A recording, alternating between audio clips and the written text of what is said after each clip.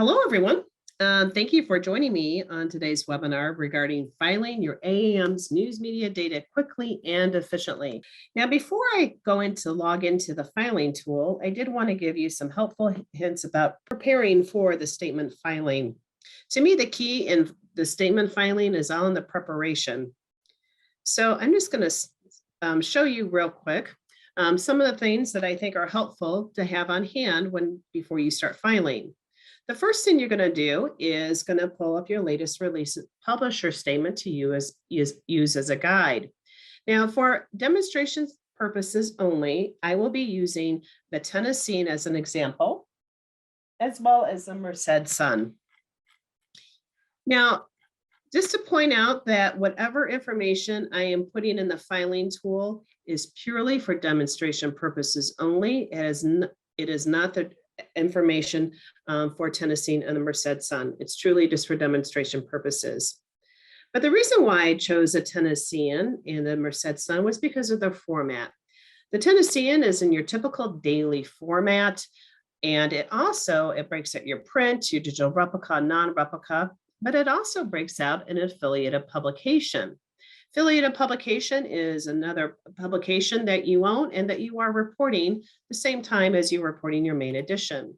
So in the Tennessean's case, they're reporting their TMC product, which is called Yes, Your Essential Shopper. Next is the Merced Sun. The reason why I chose Merced was for its format. It's because it's in a simplified reporting format, and this is most popular for our weekly publications, as well as those publications that are on what's known as a community newspaper audit plan, also referred to as the CNA. The one thing that I'd like to point out is that to pull this information, you can pull it automatically from the Media Intelligence Center, your latest release publisher statement, as well as your zip code information. And the reason why you would want to have this on hand is because from statement to statement, there usually isn't a whole lot of deviation, fluctuations from your distribution categories, as well as your the actual distribution itself. So it's just good to have on hand as a guide. Towards the end of the webinar, I will show you how to pull this information from our Media Intelligence Center. The other thing you're going to want to have on hand, and you're going to pull this from your circulation system. It's called a circulation detail report. Each publication has a different name for it. Sometimes I see it as the ABC report. Sometimes it's called AAM detail. Sometimes it's called AAM audit, or even CAC detail. But the report you want to pull is your circulation detail, your distribution by day for the statement period time frame. So we are dealing with a 6-month ending March 31st, 2022 publisher statement filing period. So you want to run this report starting October 1st, 2021 through March 31st, 2022. And it will have your all the distribution categories, have it by day, and also gives you a total. And it also includes returns. This report is going to come in really handy when it comes time to filing your distribution claims, your 6-month averages over here. The other thing, some publications, they have their own worksheets that they have that help to interpret the reporting categories for AAM. So they have, they'll take their circulation record and they'll put in an Excel file that's easy for them to help interpret what numbers to put in for the filing tool. So if you have that, I recommend using that. So now I'm going to go back into the AAM's main website. And it's at auditedmedia.com, and we're going to click on login. When you click on login, you have two choices. You have Publishing Filing Center, and then you have the Media Intelligence Center. The Publishing Filing Center is where you're going to be filing your distribution claims. And once you file that information, it's submitted and submitted to us. Once it's released, it goes into AAM's massive database, which is referred to as the Media Intelligence Center.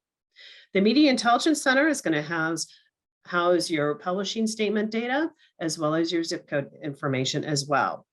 And you have access to us, that information, as well as all our AAM clients, as well as the advertisers and buyers who access our Media Intelligence Center on a daily basis, whether it's pulling reports directly from the Media Intelligence Center or getting data feeds. But for right now, our main concentration is going to be on the Publishing Filing Center. So I am going to go ahead and log in, click on Publishing Filing Center, and it wants to know what my credentials are for the filing tool. If you're unsure what your credentials are for the filing tool, you can always contact us here at AAM, and we're more than happy to provide that to you. But I do want to point out that the credentials you enter in the filing tool are different than the Media Intelligence Center. So I'm going to go ahead and I'm going to type in my member number that I'm using today and click Login. When I click Login, I have some more choices on the right-hand side. What we're going to be concentrating on today is file circulation claims. Click on that, and then we're going to want to March 2022 reporting period. Now, the first thing you notice, what pops up in the filing tool is this welcome page. So before you skip it, there's actually some really good information on this welcome page. And two of my favorite pieces are, one, contact us. If you have any questions about filing, if you get stuck with filing, if you need a help, or if you want just a one-on-one refresher, please contact us and we're more than happy to help you out with your filing questions. So this is a great link to click on. The other one is tutorials and guides. I'm going to show you this real quick. It directs you to our portal in our website that has all our reference guides for newspapers. And the ones that I really like is this News Media Filing Tool Overview.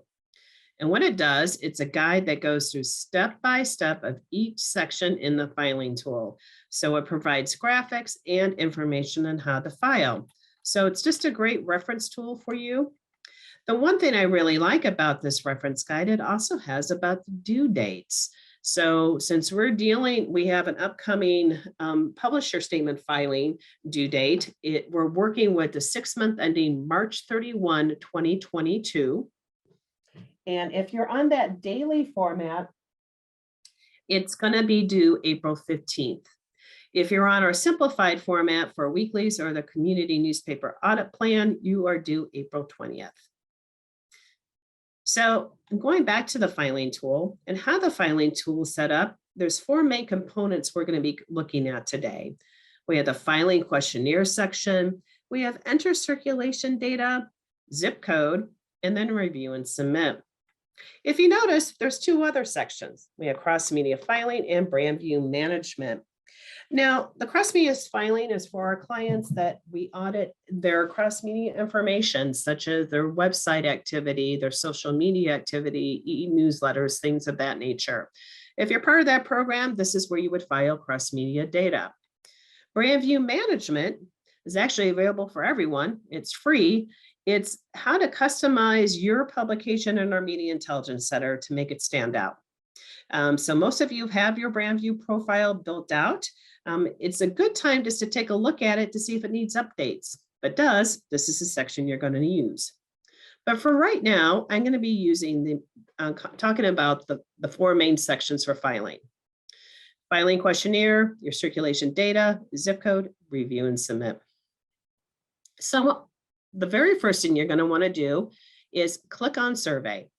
Now the survey has questions in here that you need to address, and how you answer the questions in the survey will dictate how the filing tool is set up for you. So for example, I am using the Tennessean as my example, and it is a daily format. It has digital, has print, has digital replica, digital non-replica, even has the affiliated publication. So in the filing tool and the survey questionnaire, the very first thing it wants to know, please check the circulation categories you will be reporting. So I have all 3 checked. I have print, digital replica, and non-replica. If I happen not to check digital non-replica, for example, what will happen is when I go to enter my distribution claims under circulation data, digital replica will not appear. So since I have digital non-replica, I'm going to go ahead and click that I have digital non-replica. The other information on the survey page has to do with contact information for your advertising director as well as for the main contacts. You want to make sure that this is updated. If you need to make any changes, just highlight it and just make the necessary changes. Now you will notice there is a sentence above contact information. And it says, I have verified all information shown below to be correct. Well, there's a little box. You want to make sure you check it, because if you don't check it, you click save, it says, please confirm that the contact information is correct by confirmation checkbox. So that's what this is referring to, that message. You want to check that, yes, I did verify this information is correct. And then you can go ahead and click save. Now, I do want to point out, and I point this out in all my filing webinars, if you get anything out of my filing webinar, is to save and save often, because we're all multitasking when we're doing filing and doing our other work activities. So you want to make sure that you save and save often. The filing tool does have a tendency to time out after a few minutes of inactivity. So each section in the filing tool has two save features. There's save, and it stays on the same page, or save and continue. Save and continue saves your information and goes to the next section in the filing tool, which brings us to main edition pub plan and affiliated pub plan. Now, the information I'm talking about in the main edition pub plan is exactly what you're going to be doing in the affiliated pub. So the main edition pub plan basically is starting out with the date range. It's telling you that your starting period for this publisher statement time is October 1st, and it ends March 31st, because we're dealing with a 6-month March 31st, 22 statement filing period. Now, this is most common for our publications. However, we do have a few clients that are on a fiscal weekly calendar known as a 544 cycle. So if that's the case, use this red calendar box, click on it, and then you can adjust the date, the start date, and then you can also do the same with the end date. But for my example, I'm going to leave it as is. Next is the publishing plan. Now, you don't really need to do anything for this. However, you do want to make sure that it's correct. It checks, there should be a check mark for each day that you publish. So in my example here for the Tennessean, it publishes 7 days a week. So I want to make sure that all 7 days are checked. But let's say, for example, that during the statement period, I no longer distribute on Mondays. Well, if that's the case, if you have a change in your publishing plan, you need to contact AAM. Just click on Contact AAM and just notify us what your change is. And then we'll go ahead and update the filing tool for you. Next, we have non-publishing days and omitted days. So non-publishing days is exactly what it sounds like. You just didn't publish on that particular day during the statement period. So if you do have non-publishing days, click on the plus icon, use the red calendar box, and select your non-publishing day. If you made a mistake, that's what the red X does, it deletes it. But for my example, I'm going to leave December 25th as my non-publishing day, just for example purposes. Next is omitted days. Omitted days is you published, but you published the paper, but it was such a low distribution day for you, you just don't want to include your averages. So AAM has this rule, it's called C2.4 omitted days, and it allows you to omit a particular day from your averages as long as it meets certain criteria. The main criteria is that the day that you're eliminating, so my example, December 24th, if I compare it to the previous corresponding week, which in this case would be December 17th, if the variance is 5% difference between the 24th and the 17th, I can omit that day. And you are allowed 10 omitted days per 12-month period. So if you're on an annual audit cycle, you can omit 10 days. If you're on a 24-month audit cycle, you could omit up to 20 days during that audit cycle. If you are omitting a day, you go ahead and then put in what your net distribution was for that day. So I'm going to go ahead and click Save and Continue. So for the affiliated pub plan, it's exactly the same process. If you click on the title, it expands the box and it shows your publishing plan, if you had any non-publishing days and omitted days. And just to point out that you can have different non-publishing days and omitted days for your affiliated pub plan versus your main edition. Next is reconciliation of days.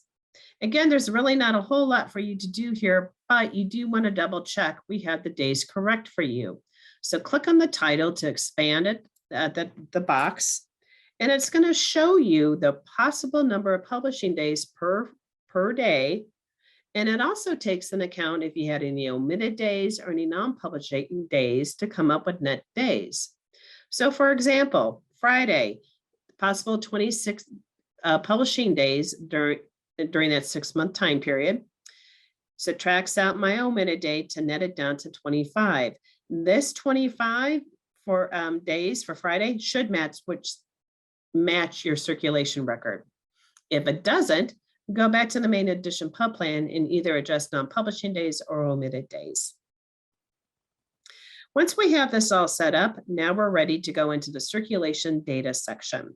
And what this is going to be is we're going to be entering our 6-month net distribution for our distribution by category by day.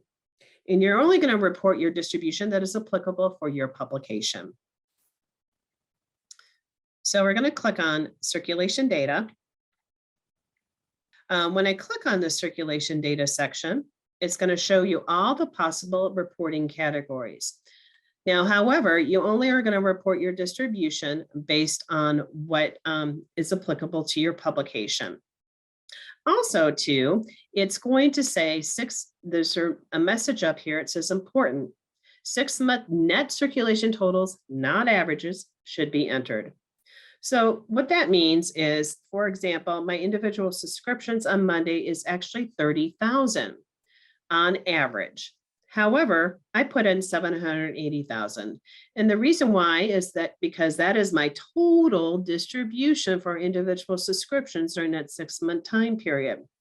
When I go to the proofing section in the filing tool, which is under review and submit view data, then click on view data, click on calculated averages, and you'll see that 780,000, the filing tool took that number, divided it by the number of pub days from Monday to come up with my average of 30,000.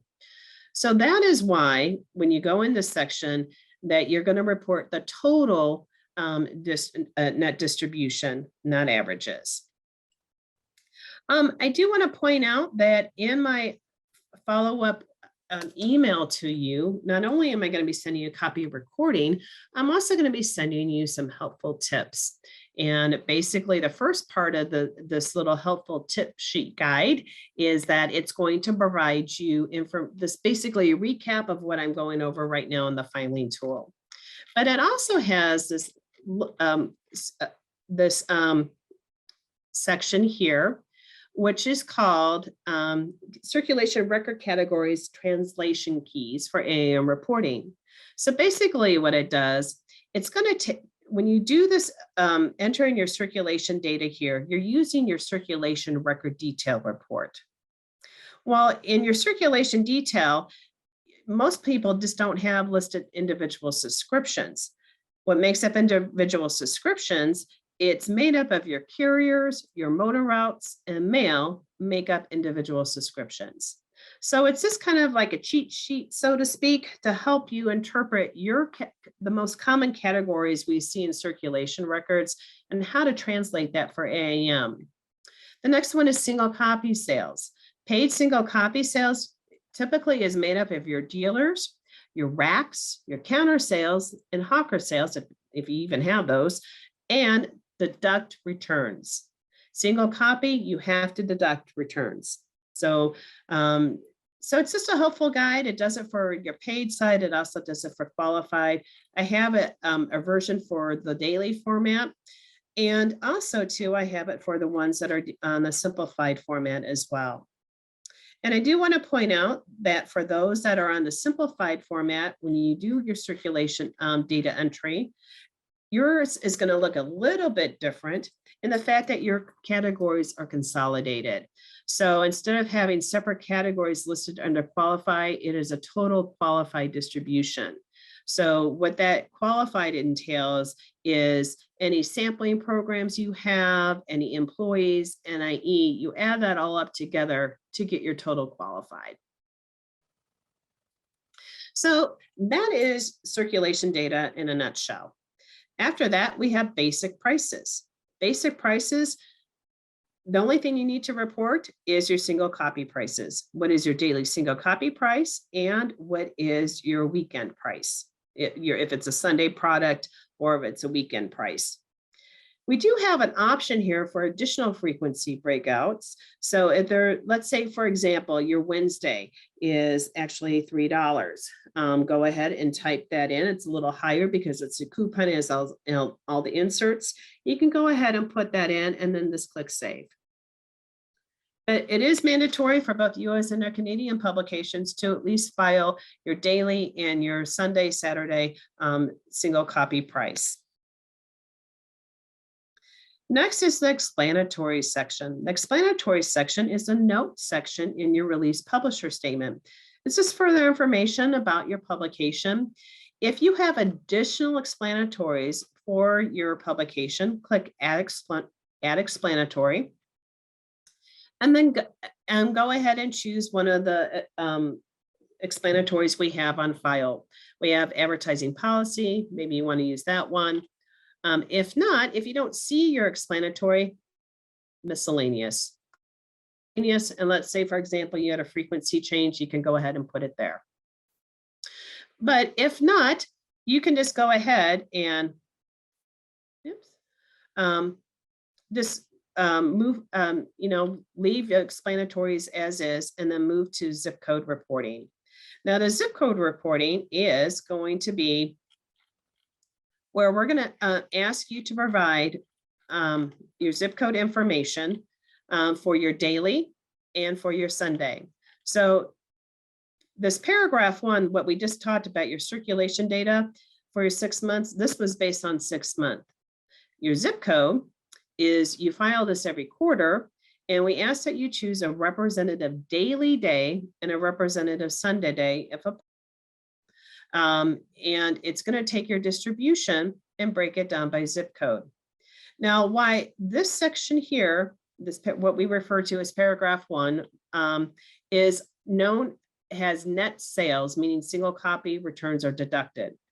But for paragraph 3, zip codes, you can include returns. And the reason why is we want to make sure that you're reporting your full distribution for your zip code. So to make sure you're getting the enough inserts from those advertisers.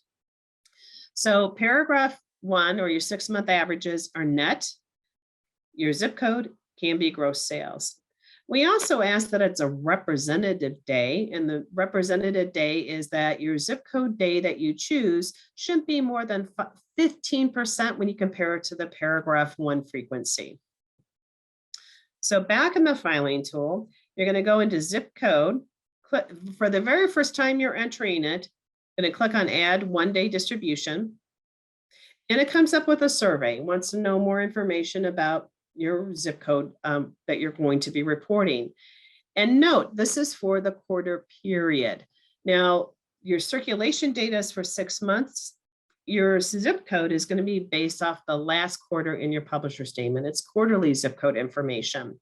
So we ask that you choose a day that's within in the last quarter in the statement period. So for March 2022, the March quarter, you can choose a date between January 1st through March 31st.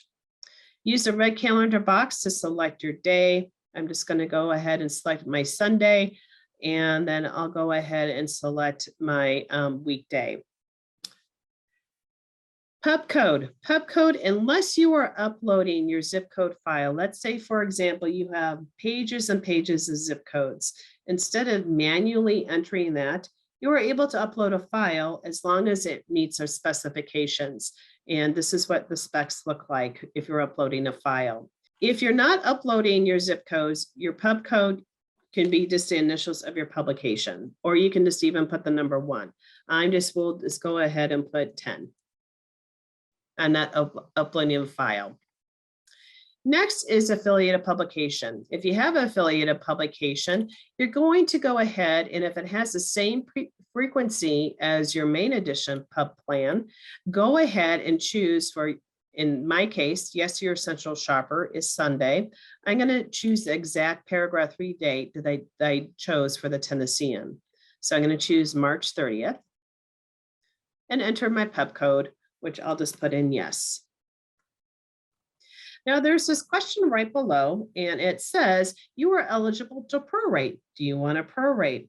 So what this means is that you still pick out your paragraph 3 date. You are still going to enter in what your distribution is for those paragraph 3 dates by paid circulation. And for your qualified distribution, you even put in what your digital is. Do want to point out for digital, we do not break it out by zip code, but we do report it in total. But what proration means is that you fill out the information for your paragraph 3 dates, but instead of manually entering the data in the zip code data tab, what the filing tool is going to do, it's going to take your current paragraph 3 dates and compare it to the last one we have on file for you. So in this case, it was September 21. So it's going to take your September 21 zip code information, come up with a formula and calculate your zip codes for your 2022. So I'm going to go ahead and say yes. To prorate is, you can prorate as long as there's no major your distribution, you're not adding or deleting an affiliated publication. We also ask that if you're on an annual audit cycle, that you only that you can prorate up to 3 out of the 4 quarters. If you're on a 24-month audit cycle, then you can prorate up to 7 out of the 8 quarters for your audit cycle.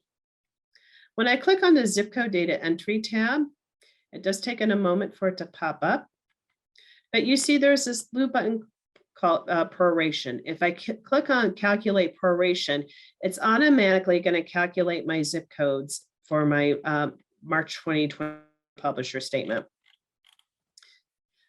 One thing it also will do is, if you're providing actual, if you're using an actual zip code that you're pulling from your system, you can just manually type in what your distribution is by zip code. And you're going to do it for your paid circulation and for qualified. Once you enter this information, whether you're prorated or you're manually entering it, you want to make sure that there's no differences when it compares it to the circulation record. It should be 0 differences. Once everything is fine, what you're going to do then is go back up here, click on Export to Excel, and it's going to download your paragraph 3 in Excel format, and you can save that so you can have that as backup, and then click Ready for Submission. Do want to point out we have a 2-step submission process for your 6-month publisher statements. One is you're going to be submitting your paragraph 3, and then you're going to have another submission for your 6-month information. So for paragraph 3, this is where you're going to click Ready for Submission. Once you click Ready for Submission, it's going to give you an email saying that your paragraph 3 has been submitted. However, you had to go back into the filing tool to submit the rest of the file.